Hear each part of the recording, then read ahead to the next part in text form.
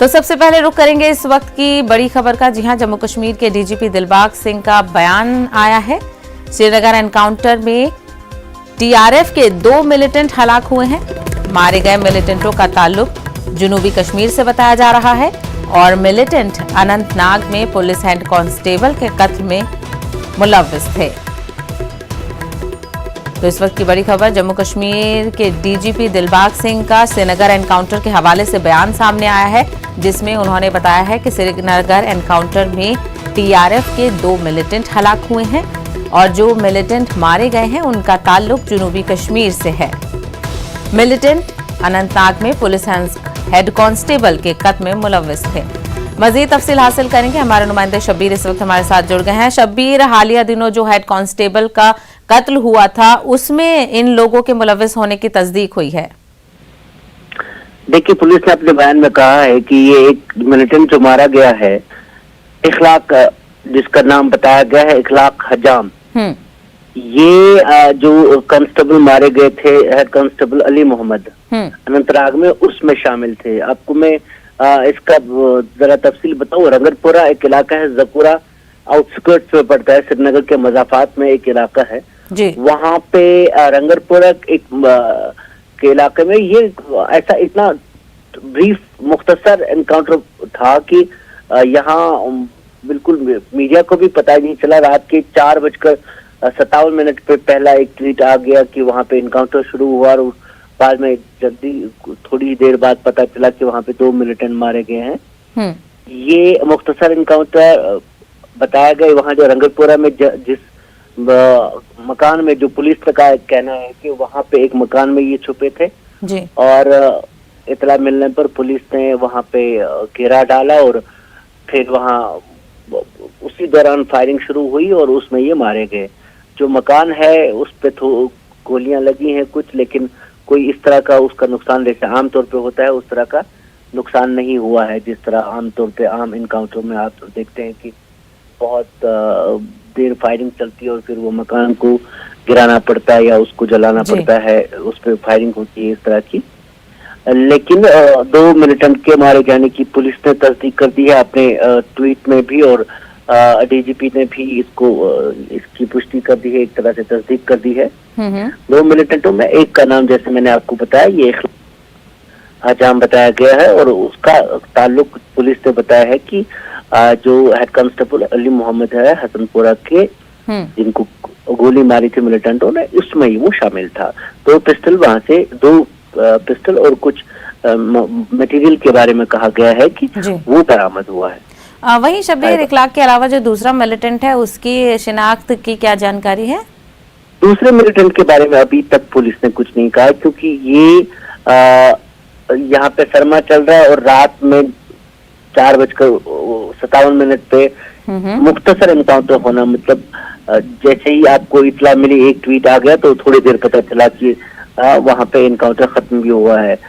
तो कई तो यहाँ पे मीडिया के अफराद इसमें भी परेशान रहते हैं कि ऐसे में जो हमारे जैसे चैनल्स हैं कि वो वीडियो क्या चलाएं, क्योंकि इनकाउंटर रात में ही शुरू हुआ, रात में ही खत्म हुआ जी। तो इस तरह ये चीजें अब पुलिस के जरिए साफ होंगी कि किस तरह आगे क्या क्या मामला थे इसमें।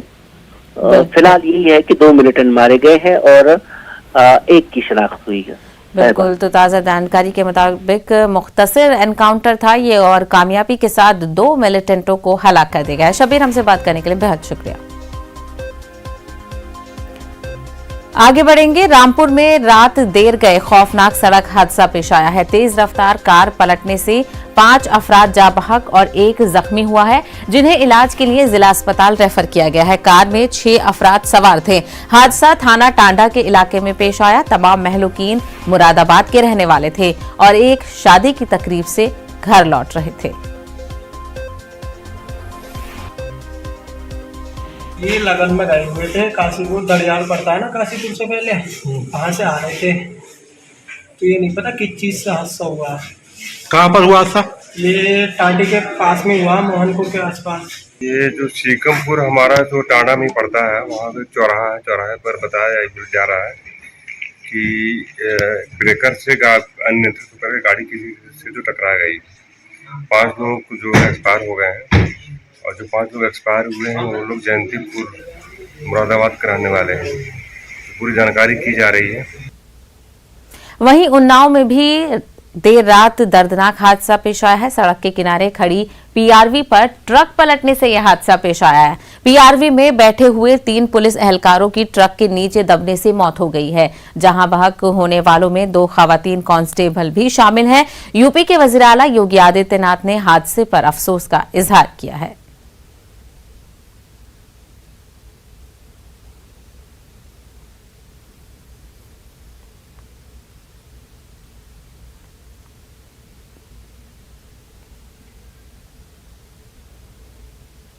वज़ीर-ए-आज़म नरेंद्र मोदी आज हैदराबाद का दौरा करेंगे। जिला संगारेड्डी के इलाका पटंचेरू में ICRISAT के कैंपस का दौरा करेंगे और उसकी गोल्डन जुबली यानी यौम तासीस की तकरीबात में शिरकत करेंगे। पीएम मोदी ICRISAT के खुसूसी तौर पर डिजाइन करदा लोगों की नकाब कुशाई भी करेंगे और इस मौके पर एक यादगारी डाक टिकट का इजरा भी किया जाएगा। वज़ीर-ए-आज़म शाम 5 बजे शमशाबाद में वाक़े मसावात की मूर्ति को कौम के नाम वक्फ करेंगे। 216 फीट ऊंचे मुजस्समे की नकाब कुशाई भी वज़ीर-ए-आज़म करेंगे। ये 11वीं सदी के संत रामनोजाचार्य की 1000 साला पैदाइश तकरीब के मौके पर तामीर किया गया है। तेलंगाना के वजीर animal husbandry T Srinivas Yadav PM के इस्तकबाल में शामिल होंगे। तो आज वज़ीर-ए-आज़म नरेंद्र मोदी हैदराबाद पहुंचने वाले हैं। क्या उनका शेड्यूल रहेगा, इस हवाले से भी जानकारी हासिल करेंगे हमारे नुमाइंदे से। हालांकि जो वज़ीर-ए-आज़म नरेंद्र मोदी है वो एक मुजस्समे की नकाब कुशाई करेंगे। ICRISAT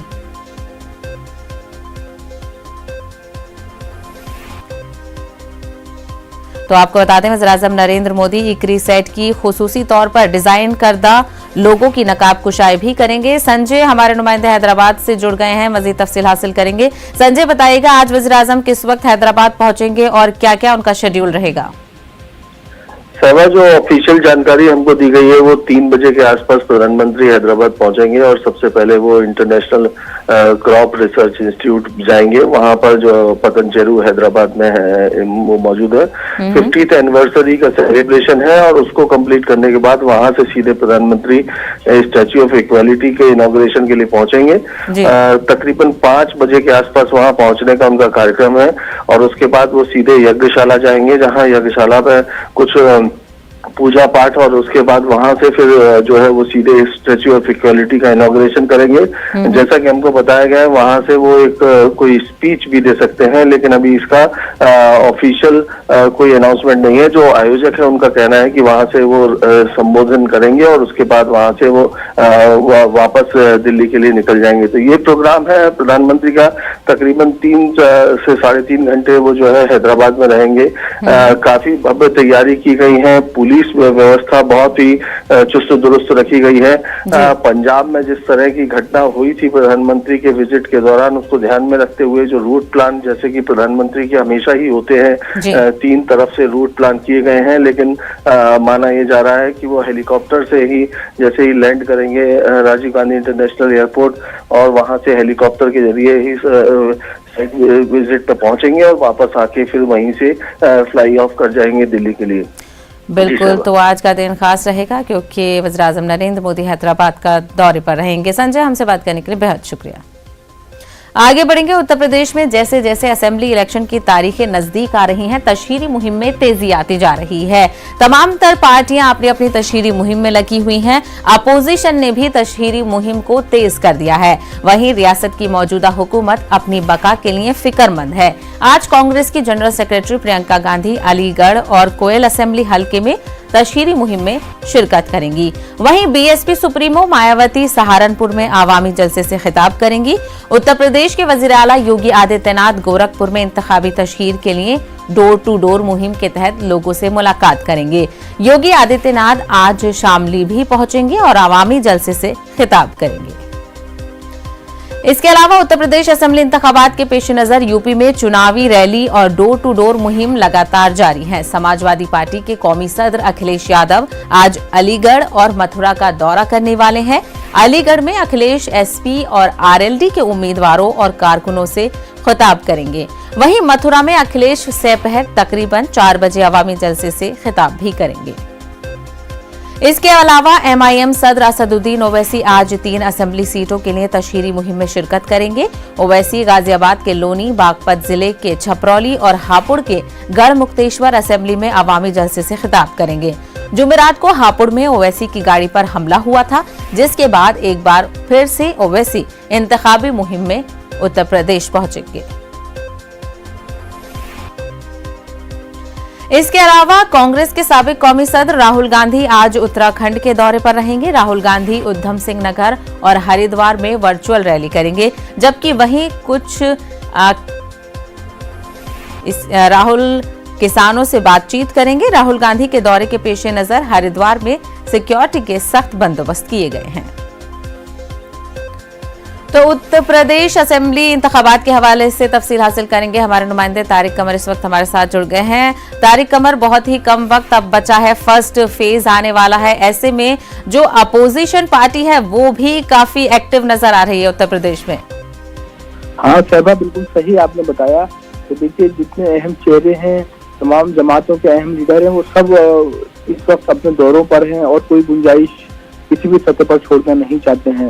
जैसे कि आपने बताया कि ओवैसी बागपत आसरा के छपरौली जाएंगे, वहां पर लोगों से बात करेंगे। लोनी और गढ़मुक्तेश्वर का भी उनका प्रोग्राम है और जाहिर है कि एक बड़े हादसे के बाद ये इसमें कुछ देखेंगे। आज नजर रखने की बात है कितनी शिद्दत बढ़ती है और जिस अंदाज की बातें इस हादसे के बाद की गई थी, क्या वाकई उसमें कोई सच्चाई नजर आती है, तो ये भी आज की रैलियां बताएंगी हमको। मायावती सहारनपुर का जो एक रामपुर मनिहारन इलाका है, वहां पर ज्यादातर लोगों को अपने कैंडिडेट को जिताने के लिए जाहिर है कि तशहीरी प्रोग्राम करेंगी और उनसे मुलाकात करके मुख्तलिफ मसाइल पर बात करेंगी। दूसरी तरफ अखिलेश ने भी अलीगढ़ का रुख कर लिया है और प्रियंका भी अलीगढ़ में 3 आज मुख्तलिफ इजलास में शिरकत करेंगी, डोर टू डोर भी जाएंगी।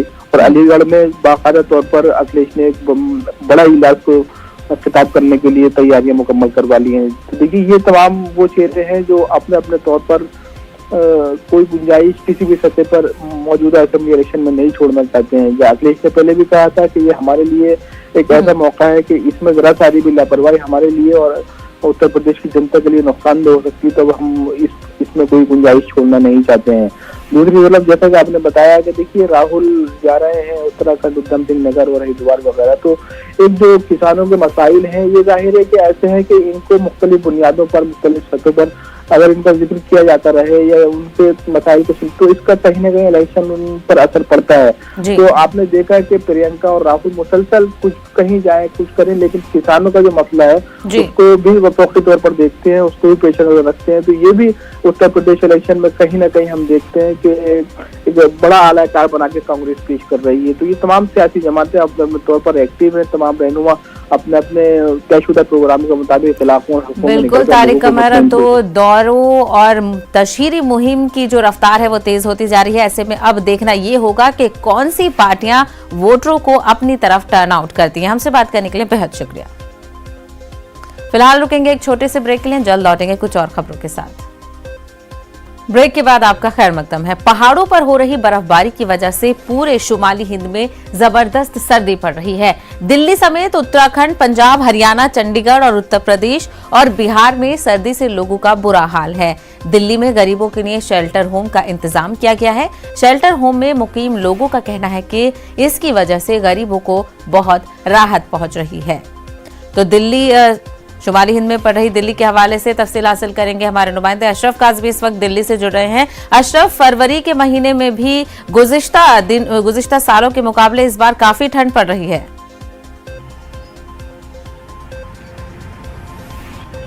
बिल्कुल सहबा, आज बसंत है, 5 फरवरी और आज बसंत है, लेकिन सर्दी का जो सितम है वो कम नहीं हो रहा। पूरे उत्तर भारत में शीतलहर है, पहाड़ों पर तो बर्फबारी हो रही है और जो मैदानी इलाके हैं वो पूरी तरह से ठिठुरे हुए हैं, पूरी तरह से ठंड की चपेट में है और दिल्ली भी इससे छूटा नहीं है।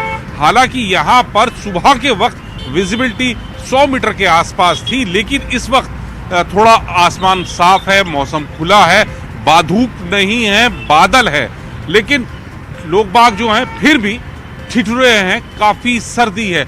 और जो मौसम विभाग के लोग हैं वो अभी भी कह रहे हैं कि सर्दी का सितम अभी जारी रहेगा। पश्चिमी विक्षोभ के चलते, इस वजह के चलते ये सब मौसम में तब्दीली हो रही है, ठंड बढ़ रही है। बसंत का दिन है, यानी आज से बसंत शुरू हो रहा है और उसके बाद भी ठंड हो रही है, तो इसके पीछे पश्चिमी विक्षोभ को वजह बताई जा रही है। सहबा, बिल्कुल अशरफ, जिस तरीके से इन दिनों हम देख रहे हैं राजधानी समेत कई इलाकों में घना कोहरा और जिसकी वजह से आमदरफ्त पर भी असर पड़ रहा है, क्या महकमा मौसमियात के मुताबिक ये भी बताया जा रहा है कि बारिश भी हो सकती है आइंदा दिनों?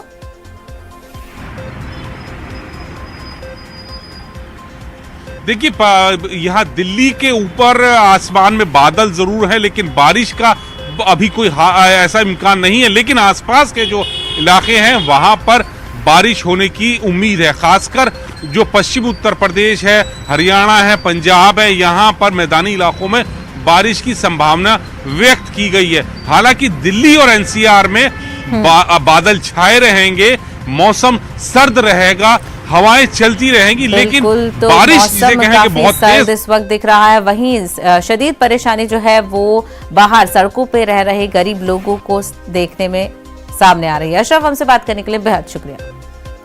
शिमला में शदीद बर्फबारी हो रही है। शहर की अहम सड़कों के अलावा म्युनिसिपल कॉर्पोरेशन की तमाम राब्ता सड़कें भी बंद हैं। हर तरफ बर्फ ही बर्फ नजर आ रही है।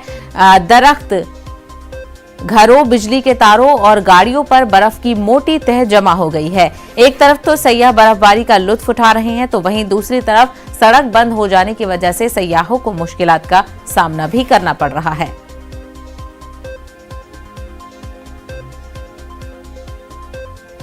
रामपुर के साबिक एमएलए अब्दुल्ला आजम ने रामपुर में आवाम से खिताब किया। उन्होंने कहा कि जो रामपुर छुरी और नवाबों से पहचाना जाता था, उसे आज यूनिवर्सिटी से पहचाना जाता है। रामपुर से एक तहरीक चली जो रामपुर को तरक्की की राह पर ले गई और उस तहरीक के सिपह सालार आजम खान थे। और आज जब रामपुर का तस्करा होता है तो लोग कहते हैं वही आजम खान वाला रामपुर। लेकिन आज आजम खान को किस बात की सजा मिली है? उन्हें जेल की अंधेरी कोठरी में डाल दिया गया है। आप लोगों को वोट के जरिए आजम खान पर हो रहे जुल्म का बदला लेना है। तन्हाई की कोठरी में रखा गया, वो गिरकर कंधा टूटा, किसी को तरस नहीं आया। एक बीमार इंसान जो 9 बार विधायक रहा हो, दूसरी बार का सांसद हो, उसे कोरोना होने के 9 दिन बाद तक इलाज के लिए महरूम रखा गया। गवाह है पूरा शहर, क्या नहीं हुआ आपके साथ? गवाह हो आप। जिस वक्त तक वो शख्स जिसने आज से 40 साल पहले इस शहर में, इस जिले में, इस सूबे में अपनी एक आवाज बुलंद की थी, वो आवाज थी कमजोरों की, वो आवाज थी मजदूरों की, वो आवाज थी बीड़ी बनाने वालों की, वो आवाज थी